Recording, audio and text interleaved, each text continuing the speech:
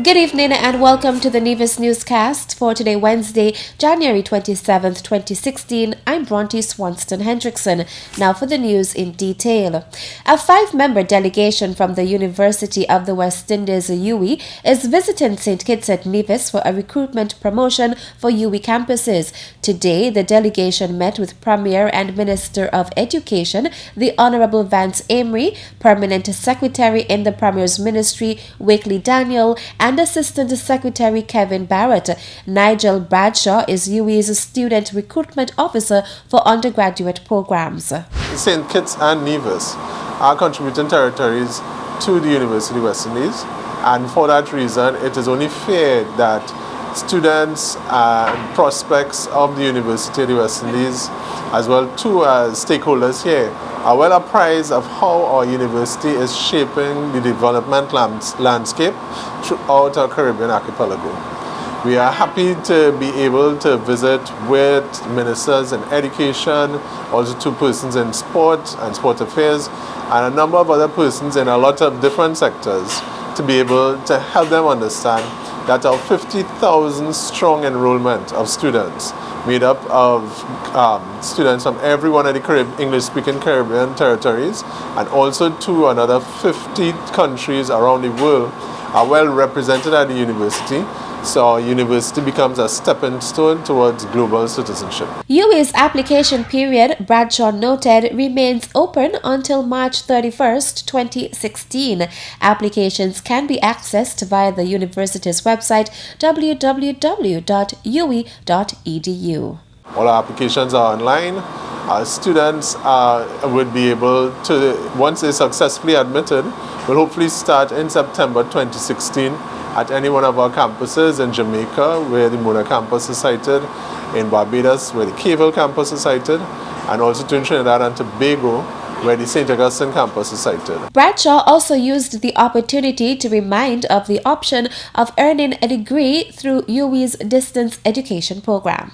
We also must reinforce the idea of the open campus right here in Nevis and in St. Kitts, which allows the persons to be able to study online at their own leisure, or to be able to make use of franchise agreements, specifically in our Faculty of Social Sciences, in areas such as accounting, management studies, and economics, which would allow persons to start their education here and finish at our beautiful St. Augustine campus in Trinidad and Tobago. We're very appreciative of everything that for all the meetings that we've had, but most of all for the Nevisian culture and hospitality. We look forward to welcoming all of you from Nevis that are interested in tertiary education at our campuses in the near future. The other members of the delegation are Head of Marketing Janet Carew, Lecturer Dr. Darren Conrad, and Administrative Assistants Cheryl Lane, Joel Jordan, and Pavitra Mohammed. They were chaperoned by Grace Lapless and Elizabeth Byron of the UWI Open Campus in St. Kitts and Nevis. The Honorable Alexis Jeffers, Chairman of the Nevis Housing and Land Development Corporation, is happy with the progress of the construction of a bridge in the Cahoons Housing Development Area.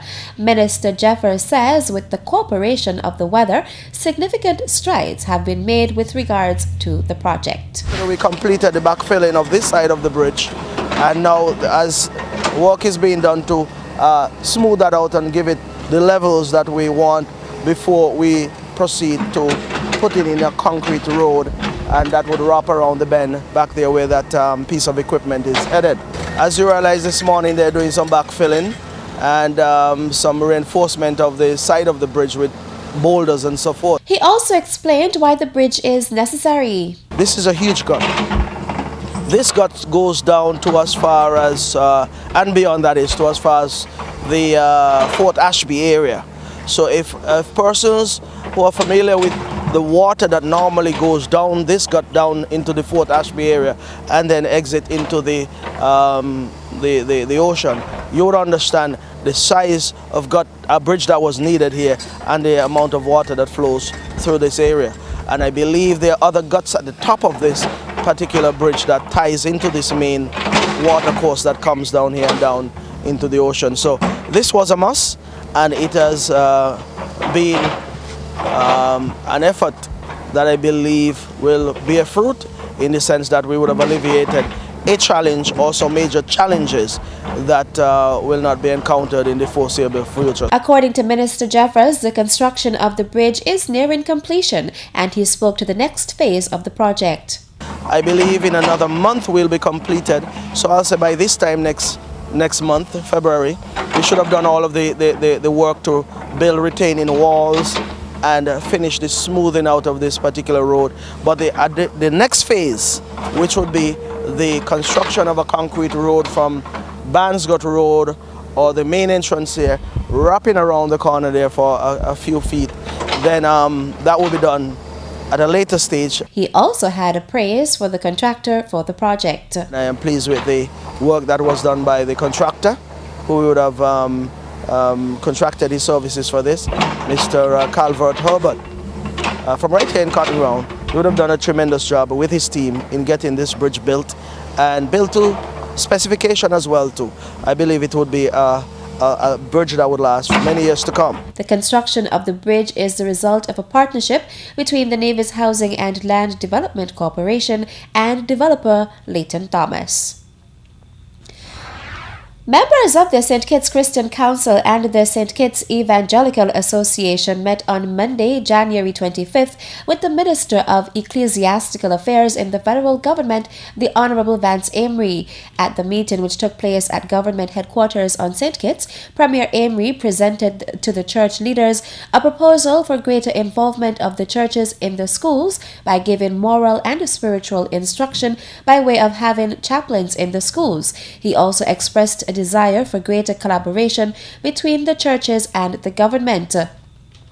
The Minister of Ecclesiastical Affairs is of the view that spiritual and moral instruction in the schools can help to engender among our young people a greater respect for life and inculcate in them values such as forgiveness, tolerance, and compassion.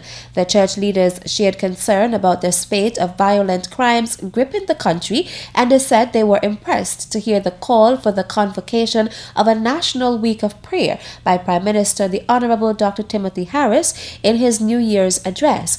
The National Week of Prayer is tentatively set to be held in February, and the exact date will be announced shortly. Other matters that were discussed included the identification of a national burial site, as the Springfield Cemetery is almost consumed, and other periods of prayer throughout the year to facilitate healing and peace in the country. Still to come, all those graduates of the Nevis Sixth Form College and the Charleston Secondary School, wherever you are, this is your opportunity to give back to the institution. The details after this break. Welcome to the Nevis Craft House. Our handmade products are expertly crafted using renewable natural fibers, grass, screw pine, and seeds.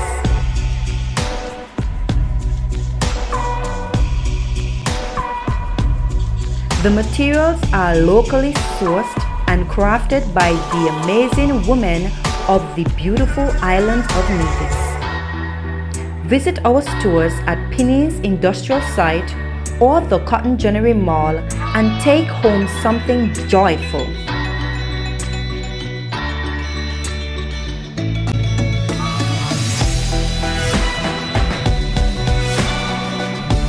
Our furniture department can bring an antique piece back to life or build a custom piece from wine to dine to bedtime. Invest in furniture that will last. Call today at 869-469-5505 and visit us at facebook.com/Nevis Craft House. The Craft House, more than what you expect.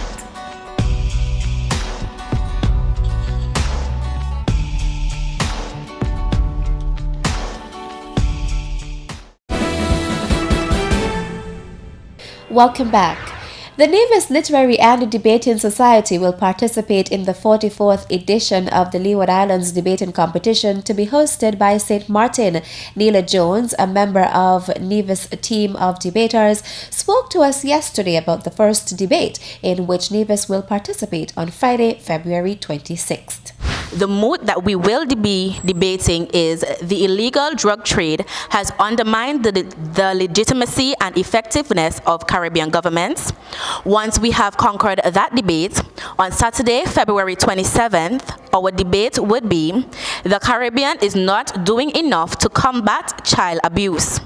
Once we have won that debate, on Sunday 28th, we will be debating the moot, the marginalization of men has led to the breakdown of the Caribbean society. A 6-member team of debaters from Nevis will travel to St. Martin for the 2016 edition of the Leeward Islands Debating Competition. My name is Nicole Zakers-Barry. My name is Gabriella Brantley. My name is Cheslin Maloney.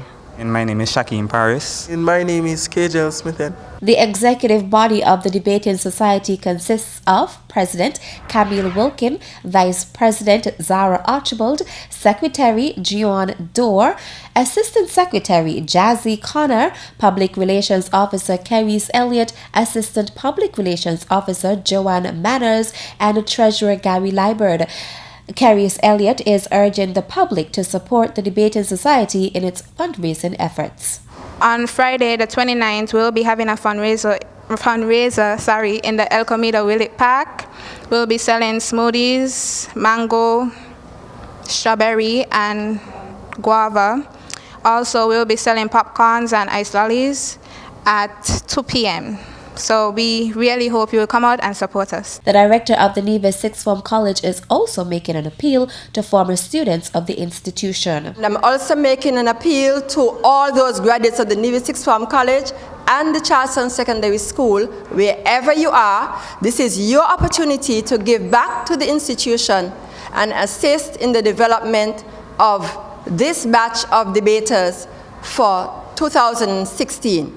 As they seek to develop their oratorical skills. Director of the Nevis Sixth Form College, Pamela Pemberton. In more local news, as the chairman of the festival, I must say that I'm particularly pleased with the way things unfolded for the festival. And we have been getting some very positive feedback from persons who would have been a part of the festival, persons who would have attended the festival. And all in all, I would say that for a start, after 13 years of being absent, I would say it was a tremendous success. Of course, there's always room for improvement.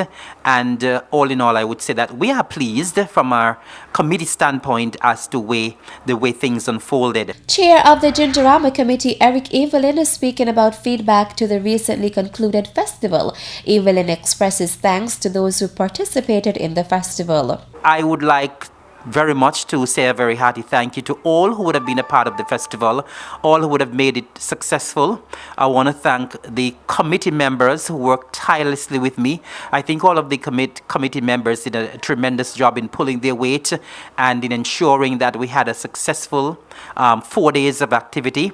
We want to say a special thanks to the persons who would have participated in the various activities, in particular for the 2 pageants that we hosted. According to Evelyn, plans are underway for Gingerama 2016. We are indeed extremely grateful to the sponsors.